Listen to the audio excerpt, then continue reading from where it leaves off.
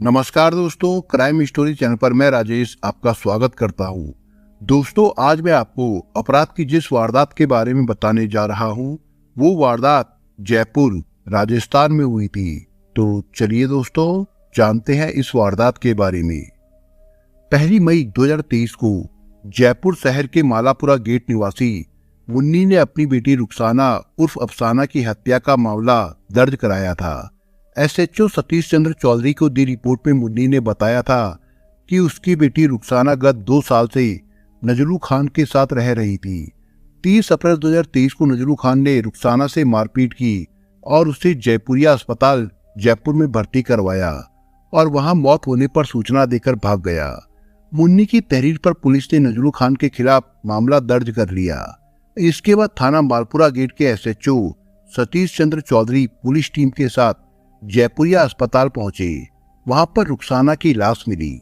रुखसाना का इलाज करने वाले डॉक्टरों ने पुलिस को बताया कि रुखसाना को नजरू खान अस्पताल लेकर आया था। उसने बताया था कि एक्सीडेंट में रुखसाना घायल हो गई है, साथ में कोई लेडीज नहीं थी। इसकी वजह से डॉक्टर ने नजरू से कहा कि वो परिवार की किसी महिला को बुला ले। नजरू ने तब रुखसाना की अम्मी मुन्नी को फोन करके कहा कि रुखसाना का एक्सीडेंट हो गया है, आप जयपुरिया अस्पताल जल्दी से आ जाओ। मुन्नी जब अस्पताल आई तब तक रुखसाना की मृत्यु हो गई थी। इसके बाद नजरू खान भी अस्पताल से फरार हो गया था। पुलिस ने रुखसाना के शव का 1 मई 2023 को पोस्टमार्टम मेडिकल बोर्ड से कराकर शव को उसकी अम्मा मुन्नी को सौंप दिया। पता चला कि रुखसाना की पोस्टमार्टम रिपोर्ट में रूह कपा देने वाला सच सामने आया है। घुटनों से वार करने के कारण रुखसाना की दोनों तरफ की 3-3 पसलियां टूट गई थी। लीवर फट गया था। छाती और पेट पर घुटने से कई वार किए गए थे। अंदर इतनी ब्लीडिंग हुई थी कि पेट में 2 यूनिट से ज्यादा खून जमा हो गया। 18 से अधिक गंभीर चोटें, छोटी मोटी अनगिनत चोटें पाई गई। लिव इन पार्टनर ने मारपीट इतनी बुरी तरह से की थी कि रुखसाना की मौत हो गई थी। मामला हत्या का लग रहा था। अगर मामला एक्सीडेंट का होता तो नजरू खान फरार क्यों हुआ? मामले को पुलिस अधिकारियों के संज्ञान में लाया गया। डीसीपी ज्ञानचंद यादव के निर्देश पर एसएचओ चौधरी के नेतृत्व में एक विशेष टीम गठित की गई। पुलिस टीम आरोपी नजरू खान को गिरफ्तार करने के प्रयास में जुट गई। डीसीपी ज्ञानचंद्र यादव के निर्देशन में पुलिस ने फरार आरोपी नजरू खान के मोबाइल को ट्रेस करना शुरू किया। सीसीटीवी फुटेज देखी। नजरू खान ने जिन लोगों से 30 अप्रैल 2023 को बातचीत की थी, पुलिस ने उन लोगों से संपर्क किया। पता चला कि नजरू खान ने 1 मई को पुरानी सिम फेंक कर नया सिम जारी करवाया, लेकिन इसके बावजूद पुलिस से बच नहीं पाया। पुलिस ने पता ठिकाना मालूम करके उसे 3 मई 2023 को हिरासत में ले लिया। पूछताछ में नजरू खान ने स्वीकार किया कि उसने रुखसाना के साथ 30 अप्रैल 2023 को बुरी तरह से मारपीट करके रुखसाना का मर्डर किया था। उसने पुलिस को बताया कि उसे शक था कि रुखसाना किसी दूसरे आदमी से फोन पर बात करने लगी है। शक के आधार पर ही उसने रुखसाना को पीट कर मौत के घाट उतार दिया। जुर्म कबूल करते ही पुलिस ने उसे गिरफ्तार किया। आरोपी नजरू खान से कड़ी पूछताछ में रुखसाना हत्याकांड की जो कहानी सामने आई वो इस प्रकार से है। राजस्थान के टोंक जिले के कांकुड़ गांव के कमरुद्दीन व मुन्नी की बेटी थी रुखसाना उर्फ अफसाना। मुन्नी के 7 बेटियां हैं। रुखसाना रूप सौंदर्य की मलिका थी। वो करीब 5.5 फीट की गोरे रंग की सुंदरी थी। उसकी बड़ी बड़ी कजरारी आंखें व खनकती हंसी से जो भी रूबरू हुआ वो उसका दीवाना हो जाता था। रुखसाना की मीठी बोली थी। जब वो जवान होने लगी तो उसका रूप सौंदर्य खिलता गया। गरीब माँ बाप की बेटी को सुंदरता मिले तो कहते हैं कि वो अभिशाप बन जाती है। जब रुखसाना गांव में कहीं काम से निकलती तो लोग उसे एकटक देखते रह जाते थे। बेटी के साथ कहीं कोई ऊंच नीच ना हो जाए, इसलिए घर वालों ने रुखसाना की शादी मात्र 14 साल की उम्र में बबलू खान से कर दी। मात्र 14 साल की उम्र में भी रुखसाना भरे पूरे शरीर के कारण भरी पूरी जवान दिखती थी। बबलू खान निवाई की पत्थर फैक्ट्री में काम करता था। इससे परिवार का भरण पोषण होता था। शादी के साल भर बाद ही रुखसाना एक बेटे की मां बन गई, जो इस समय 15 बरस का है। इसके बाद रुखसाना के 3 बेटे और हुए। 4 बेटों के कारण गृहस्थी में खर्चा भी बढ़ गया, मगर कमाई वही थी। पत्थर फैक्ट्री में पत्थर कटिंग के बदले 400 रुपए दैनिक की मजदूरी में मुश्किल से गुजर बसर हो रही थी। पत्थर की फैक्ट्री में काम करते समय पत्थर कटिंग से उड़ती धूल उसके गले में जमती गई, कफ रहने लगा। धीरे धीरे पति बबलू खान काफी बीमार रहने लगा और आज से 3.5 साल पहले उसकी मौत हो गई। रुखसाना विधवा हो गई। उसके चारों बेटे पिता के साये से वंचित हो गए। पति का इंतकाल होने के बाद घर में भूखे मरने की नौबत आ गई। कुछ समय तक तो वो जैसे तैसे ससुराल निवाई में रही।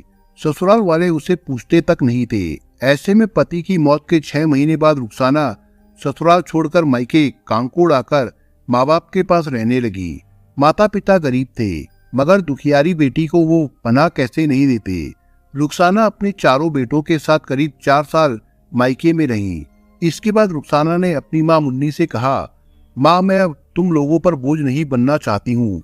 मैं जयपुर जाकर कोई काम कर लूंगी, उससे अपना और बेटों का भरण पोषण हो जाएगा। बेटी के जयपुर जाने की बात सुनकर माँ मुन्नी ने कहा, इतने बड़े शहर में किसके भरोसे रहोगी? जमाना बड़ा खराब है। अकेली जवान औरत कैसे अजनबी शहर में अजनबी लोगों के साथ रह सकोगी? मुझे तो बड़ी चिंता हो रही है। तुम यही हमारे पास रहो, जैसे तैसे गुजारा कर लेंगे। माँ की बात सुनकर रुखसाना बोली, माँ जिंदगी बहुत लंबी है, कुछ ना कुछ तो करना ही होगा। यहाँ पर मैं कब तक तुम लोगों पर बोझ बनी रहूंगी? अकेली औरतें आजकल हर काम कर रही है, वो अकेली ही रहती है। मेरे साथ तो 4 बेटे हैं, मैं अकेली थोड़ी हूँ। आप लोग चिंता ना करें, ऊपर वाला सब ठीक करेगा। जैसा तू ठीक समझे बेटी, मगर मेरा दिल ना जाने क्यों अनहोनी के डर से धड़क रहा है। मुन्नी ने शंका जाहिर की, मगर रुखसाना माँ को समझा बुझाकर मनाने में कामयाब हो गई। आज से करीब 2 साल पहले रुखसाना कांकोड़ से अपने चारों बेटों के साथ मालपुरा गेट इलाका जयपुर में आकर रहने लगी। उसने एक कमरा किराए पर लिया और सांगानेर की एक फैक्ट्री में नौकरी कर ली। रुखसाना की गाड़ी चलने लगी। जयपुर आने के महीने भर बाद एक रोज किसी अनजान व्यक्ति का फोन रुखसाना के मोबाइल पर आया। रुखसाना ने कॉल रिसीव कर कहा, हेलो। तब दूसरी तरफ से व्यक्ति बोला, आप रुखसाना बोल रही है? हाँ मैं रुखसाना बोल रही हूँ। आप कौन बोल रही हैं? मैंने पहचाना नहीं आपको, रुखसाना ने कहा। तब वो बोला, मैं नजरू खान बोल रहा हूँ, मुझे आपकी आवाज बड़ी प्यारी लगती है। ये सुनते ही रुखसाना को गुस्सा आ गया। उसने कहा, बकवास मत करो और सुनो, दोबारा फोन भी मत करना। रुखसाना ने फोन काट दिया। सोचा कि कोई लफंगा है, एक बार डपटने के बाद दोबारा फोन नहीं करेगा। मगर ये उसकी सोच तब गलत साबित हुई जब 5 मिनट बाद उसका दोबारा फोन आ गया। वो बोला, मुझे तुम्हारी आवाज बहुत मीठी लगती है। मैंने जब से तुम्हें देखा है और आवाज सुनी है, मैं तुम्हारा दीवाना हो गया हूँ। लगता है मुझे तुमसे प्यार हो गया है। ये सुनकर रुखसाना उसकी बात बीच में काटते हुए बोली, मैं तुम्हें जानती नहीं, फिर क्यों बार बार फोन कर रहे हो? दोबारा मुझे फोन मत करना, यही ठीक रहेगा तुम्हारे लिए। कहते ही रुखसाना ने फिर फोन काट दिया। मगर उस व्यक्ति का फोन, जिसने अपना नाम नजरू खान बताया था, दिन में कई बार रुखसाना के पास आने लगा। वो हमेशा उसकी आवाज की तारीफ करता था, बोली बड़ी प्यारी लगती है। रुखसाना उसके दिन भर आने वाले फोन कॉल से तंग आ गई थी, मगर वो करती भी तो क्या। नजरू खान काम धंधे की तलाश में आज से करीब 4 साल पहले जयपुर आया था। उसने सांगानेर में किराए का कमरा लिया और वहां रहने लगा। वो कुंवारा था और थोड़ा पढ़ा लिखा भी। नजरू जयपुर आकर कपड़े खरीदने और बेचने का काम करता था। कपड़े के इसी धंधे से उसे अच्छी खासी आमदनी होती थी। रुखसाना जब जयपुर आई थी, उन्हीं दिनों एक रोज नजरू की नजर रुखसाना पर पड़ी। तब वो उसकी सुंदरता पर फिदा हो गया था। नजरू ने पता किया कि ये महिला कौन है और कहाँ रहती है। नजरू ने उसके बारे में सारी बातें पता कर ली। उसे पता चला कि रुखसाना के पति की मौत हो चुकी है। उसके 4 बेटे हैं।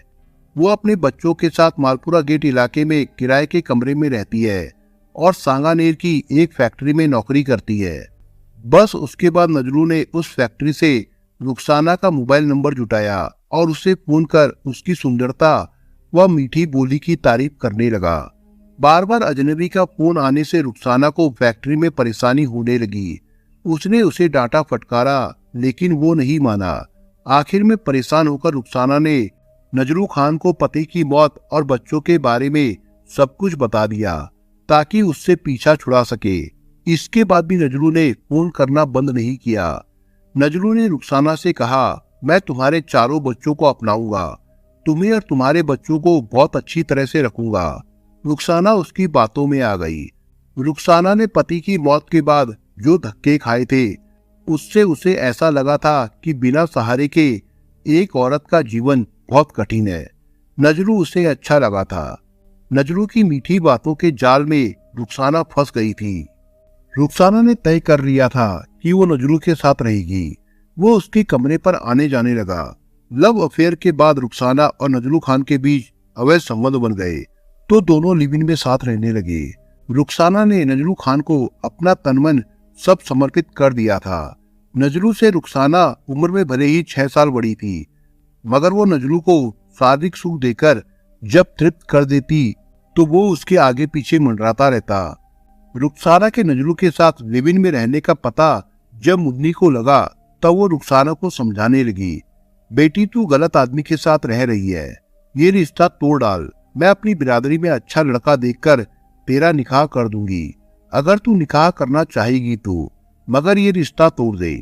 ये सुनकर रुखसाना बोली, अम्मी ये बहुत भोला है, बहुत अच्छा है, इससे निकाह करूंगी तो मेरी और मेरे बच्चों की जिंदगी सुधर जाएगी।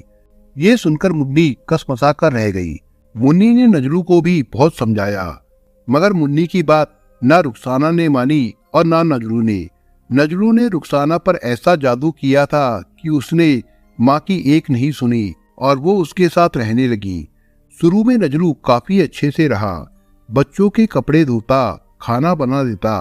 रुखसाना फैक्ट्री में काम करने जाती तो पीछे बच्चों का ध्यान भी रखता था, बच्चों को मोबाइल तक लाकर दिया।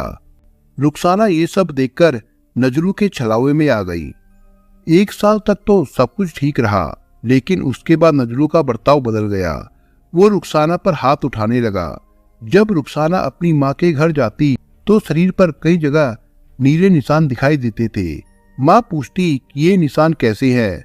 रुखसाना बात छिपा जाती और कुछ ना कुछ बहाना बना देती, लेकिन मुन्नी पास बैठकर रुखसाना का हाथ अपने सिर पर रखवाकर कसम दिलाती थी। तब रुखसाना सच बताती। वो रोते हुए बताती थी, अम्मी गलती हो गई, मैंने नजरू को पहचानने में गलती कर दी। रुखसाना ने माँ को बताया कि नजरू ने एक रोज सिर पर भी वार किया था। रुखसाना का सिर फूट गया था, टाके आए थे। एक बार रुखसाना का हाथ भी फ्रैक्चर कर दिया, तब पट्टी करवानी पड़ी थी। मुन्नी ने थाने में रिपोर्ट भी कराई थी कि नजरू मेरी बेटी को मारता है। नजरू रुखसाना को धमकी भी देता था कि तेरे बच्चों और भाई को मार दूंगा। रुखसाना अब नजरू की मारपीट व बच्चों भाई को मारने की धमकी से डरने लगी थी और चुपचाप लिव इन पार्टनर के जुर्म सहती रही। मुन्नी ने रुखसाना से कहा कि वो नजरू को छोड़ दे। तब रुखसाना ने माँ से कहा था, माँ अगर मैंने नजरू को छोड़ा और इसने मेरे परिवार को कुछ कर दिया तो मैं कैसे रहूंगी। तब मुन्नी ने नजरू को समझाया था, तेरी उम्र कम है, रुखसाना का पीछा छोड़ दे। उसके छोटे छोटे 4 बच्चे हैं, लेकिन वो पीछा छोड़ने को तैयार ही नहीं था। नजरू को रुखसाना के साथ रहते 1 साल हो गया था। तब तक वो रुखसाना का बहुत ख्याल रखता था। 1 साल बाद नजरू को पता चला कि रुखसाना किसी और व्यक्ति से फोन पर बातें करती है। बस उस दिन के बाद वो रुखसाना के पीछे ही पड़ गया। वो रुखसाना से कहता, मेरे प्यार में क्या कमी थी जो तू गैर मर्दों से बातें करने लगी है। तूने मुझे धोखा दिया है, बता, नहीं तो मैं तुझे जिंदा नहीं छोड़ूंगा। रुखसाना उसके आगे हाथ जोड़ती, पैर पड़ती और कसम खाती कि वो उस पर झूठा शक कर रहा है। मगर नजरू कहता, तू धोखेबाज है, तूने मेरे प्यार की कदर नहीं की। मैंने तुझे क्या कुछ नहीं दिया, मगर तू गैर मर्द के प्यार में पड़ गई, तुझे शर्म नहीं आई। इस तरह से नजरू उसे प्रताड़ित करता और मारपीट करता रहता था। रुखसाना को धमकाता कि अगर उसने उसे छोड़ा तो वो उसके बच्चों और भाइयों को मार डालेगा। नजरू की इन धमकियों से डरकर वो उसके साथ रहने को मजबूर थी। 30 अप्रैल 2023 को नजरू ने साजिश के तहत रुखसाना को जयपुर से दूर बाइक पर घुमाने ले जाने के लिए कहा। रुखसाना मान गई। नजरू ने रुखसाना को बाइक पर बिठाया और जयपुर से निमोडिया की तरफ रवाना हो गया। बाइक पर जाते समय नजरू ने सोशल मीडिया रील भी बनाई। रील के बैकग्राउंड में आवाज थी, अब मैं खुद को इतना बदल दूंगा कि तू तो क्या, मेरे अपने भी तरस जाएंगे मुझे पहले के जैसा देखने के लिए। इसके बाद नजरू रुखसाना को निमोडिया के घने जंगलों में ले गया। वहां उसने रुखसाना को बेरहमी से पीटा, नीचे पटककर घुटनों से उसकी पसलियों पर वार किया। नजरू इतने गुस्से में था कि वो अपना आपा खो बैठा और रुखसाना के साथ इतनी मारपीट की कि रुखसाना की पसलियां टूट गई। जब रुखसाना ने नजरू से हाथ जोड़कर माफी मांगी तो नजरू ने उसे पीटना बंद कर उसके साथ शारीरिक संबंध बनाए। रुखसाना घायल अवस्था में अधमरी सी पड़ी थी और दरिंदा नजरू उसके साथ अपनी हवस शांत कर रहा था। दुष्कर्म करने के बाद रुखसाना की तबीयत जब बहुत ज्यादा बिगड़ गई तो नजरू डर गया। आनन फानन में वो रुखसाना को निजी क्लिनिक पर ले गया और बताया कि रोड एक्सीडेंट हो गया है। हालत बिगड़ने पर रुखसाना को क्लिनिक से जयपुरिया हॉस्पिटल रेफर कर दिया गया। जयपुरिया हॉस्पिटल में भी नजरू ने डॉक्टरों को बताया कि हाईवे पर जाते समय रिंग रोड पर एक्सीडेंट हो गया। इसके बाद डॉक्टरों ने किसी महिला परिजन को बुलाने के लिए कहा। मजबूरन नजरू को रुखसाना की मां मुन्नी को फोन करना पड़ा। फोन करने के बाद नजरू नजर बचाकर अस्पताल से फरार हो गया। अस्पताल से पुलिस को सूचना दे दी गई। रोड एक्सीडेंट की बात सुनकर मुन्नी देवी भी जैसे तैसे अस्पताल पहुंची। तब तक रुखसाना इस दुनिया से रुखसत हो चुकी थी। बेटी की लाश देखकर उसकी मां ने कहा, आखिर मेरी बेटी को मार डाला नजरू ने। पुलिस ने नजरू से पूछताछ के बाद कई सबूत भी जुटाए। आरोपी नजरू खान को 4 मई 2023 को कोर्ट में पेश कर दिया गया, जहां से उसे जेल भेज दिया गया था। रुखसाना के चारों बेटे अब यतीम हो चुके हैं। उसकी ससुराल वालों ने बच्चों को अपनाने से मना कर दिया है। वे कहते हैं कि जब रुखसाना दूसरे व्यक्ति के साथ रहने लगी तो अब इन बच्चों से हमारा क्या लेना देना। उसके 4 बेटों में से एक नानी के पास, 2 बच्चे एक मौसी के पास तो एक बेटा दूसरी मौसी के पास रह रहा है। बेटी रुखसाना की हत्या के बाद उसके बच्चों की परवरिश की चिंता में बुजुर्ग नाना नानी बीमार रहते हैं। ऐसे में उन्हें अब सरकारी योजनाओं के लाभ की आस है। ये आस पूरी होगी भी या नहीं, ये भविष्य बताएगा। दोस्तों, आप अगर चैनल पर नए हो तो आप चैनल को सब्सक्राइब करने के साथ कमेंट बॉक्स में इस कहानी के बारे में अपने विचार जरूर लिखिएगा। मिलता हूं एक नई कहानी के साथ, तब तक के लिए अपना ख्याल रखिएगा। धन्यवाद।